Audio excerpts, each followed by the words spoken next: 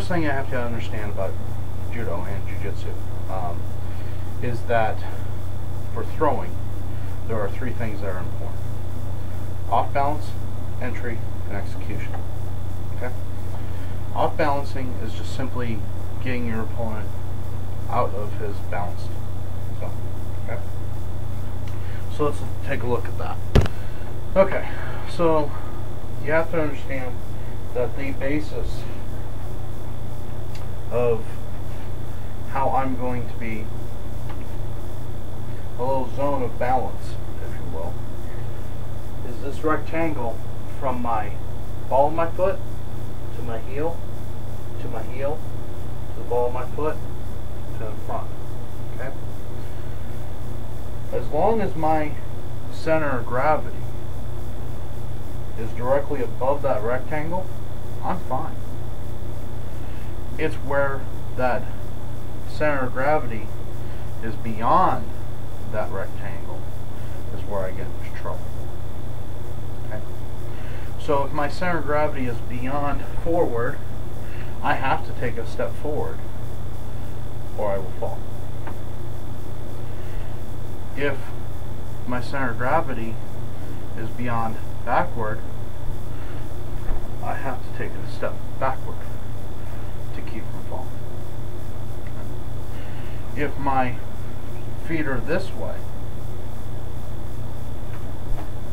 I can be off balanced to the right side. Likewise, if my feet are this way, I can be off balance to the left side.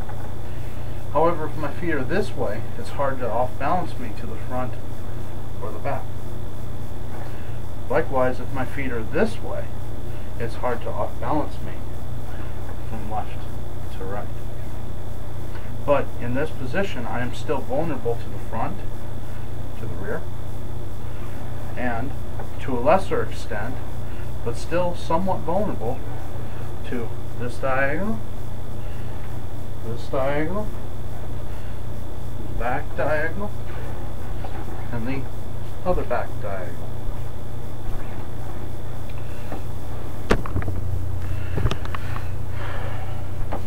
So you may ask me, why is this important? Why are you wasting the time teaching us this? Because a judo throw is much like a tsunami. The tsunami starts with the smallest wave, and then it overpowers everything. This is why judo is powerful. Because it starts with a small wave. It starts with off balance. And then, after you get your opponent off balance, then you enter into a technique. After you've entered into the technique, and you set the technique up, then you execute that technique. And when done correctly, you can very easily throw your opponent 15 feet or more. You can shake the entire dojo to its foundations with an effective throw. It happens. If you are in a judo dojo and people are being thrown and people are throwing and the entire mat isn't shaking and you can't feel the reverberations of the shake of the power of the throw, go to a different dojo. That's my recommendation. That's one of the ways that you can tell whether or not a judo dojo is good. If it's good, you'll feel the shake. I promise you, you will. I have never been in a good judo dojo, no matter the construction, that didn't shake. That's how you tell. So anyway, that sells the how do I throw. Now, just as there is a way to throw, there is a way to defend against a throw. And this is called Judo Hantai. There's two stances in judo. Natural posture, she's in Hantai, that's what I'm in right now. And then Judo Hantai. Judo Hantai is defensive posture. Okay? So understand that when we do Jigo Hantai, I drop my body weight here. Okay? My center of gravity is now lowered. It's harder for my center of gravity to be unbalanced now. Okay? I also now have, because I've dropped my body weight, I've dropped my center of gravity, I've added support to my legs so that now they can be like tree trunks. Very hard to sweep and get out of the way. Okay? Something else is because I'm lower, I am now supported. My back is supported, my back is straight, I'm supported, I'm ready for whatever I need to be ready for. Okay? Obviously, if you're in a street fight, you don't want to be standing like this the whole time. Okay? But the only reason why you drop your body weight like that is when your opponent is trying to throw you. Okay? That rarely happens because there are a few people that are good at this type of a thing that you'll be facing in a street situation. But if they are, it's important that you understand some of the basics so that you can survive the situation. Okay? So, whenever someone's trying to throw you, drop your body weight. That's the first thing you do. Okay? That's where I'm going with this. Alright.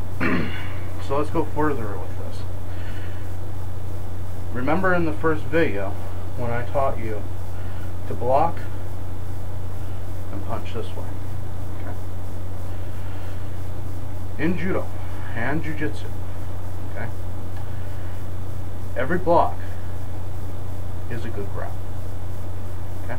If 9 times out of 10, if I have the time to block, I have the time to grab. This is why you must strengthen your forearms so that you can grab and have a sure grip on your opponent.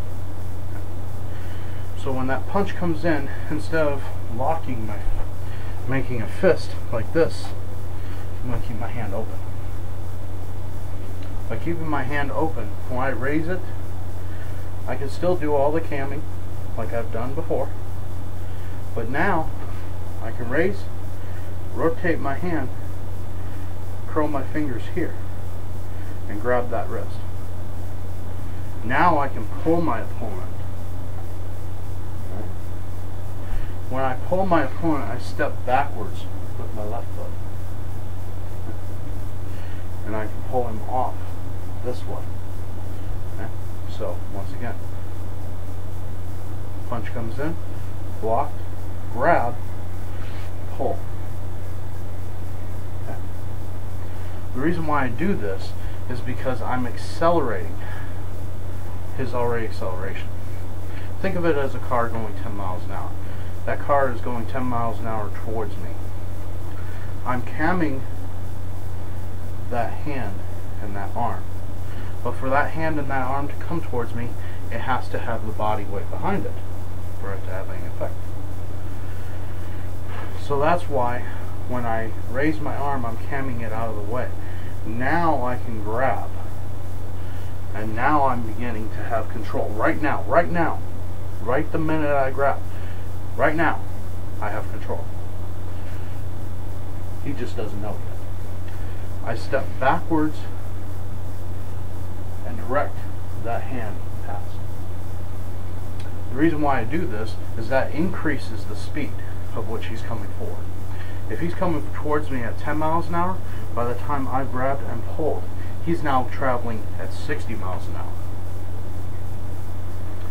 So why did I teach here, here? Okay, here's the wicked slight. When that happens, I grab and step backwards. That car went from 10 miles an hour to 60 miles an hour and then hit a brick wall. What happens to the car if it hits a brick wall while it's going 60 miles an hour? That's what's going to happen to your opponent's head. Because he decided to hit the brick wall. I'll show you from the side.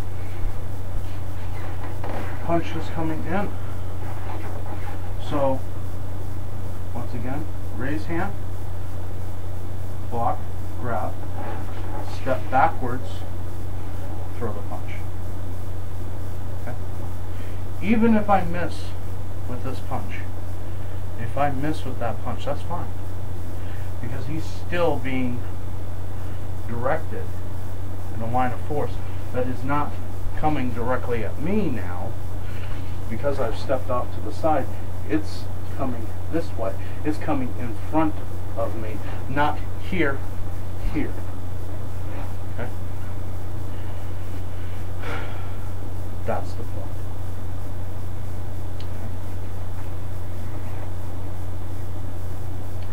By doing that, now my opponent is over there.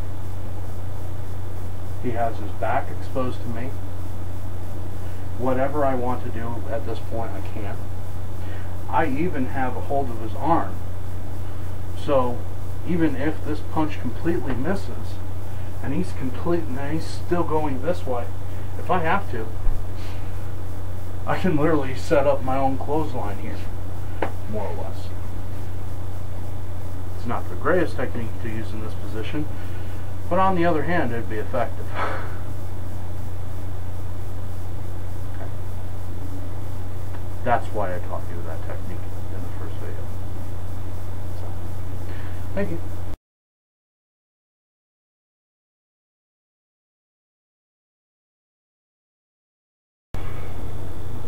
Hi guys. So the reason why I'm sitting on the floor is because I have to make the lighting work for me. But this is kind of a bonus to Smiling Observer. He was interested in swordplay and swords. And so basically the best thing I can do, the first thing that's the best thing, is to ensure that you have the proper grip. Techniques flow from grip, so gripping the sword is very important, especially when you're first starting. Over time it will become natural and things will flow from there. But this is the correct grip. Okay? You want the top of your hand to not be on the guard. Right? This is wrong. Right? You will not be able to move sword very easy. This, right. Okay? So you want, see? When you grip, you want to hold with these two fingers tight. Right? Strong tension here. Medium. And your thumb and forefinger should feel as if they're floating. Okay? Alright. Now, you will find that with the proper grip, my thumb and forefinger and this web of my hand is directly in line with the handle. Right? You will also find that the bones in my arm line up with the blade. Don't stab yourself, dude. Get. Come on, get. So. Right? Now. The second hand. You grab much the same way. But you want the handle to be right in that crease of where that first joint. So you want it to be there. And then you slowly wrap. Once again, tight at the bottom. Medium. Like this. This is the proper grip. Okay? Now, when you use this,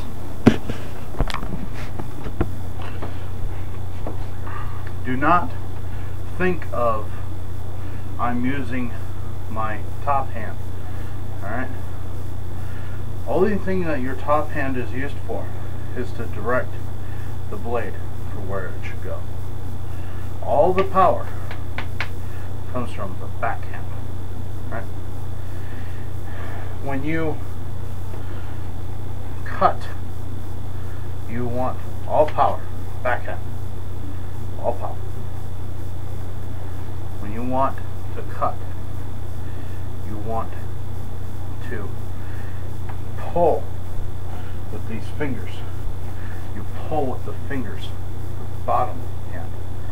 That gives power. And then you direct the top. So if I'm going for the straight attack, right, I'm going to go up here, I'm going to pull down the bottom hand and bring the sword in front. Okay. So pull down bottom hand, bring the sword in front. This is not baseball bat. Okay? This is sword.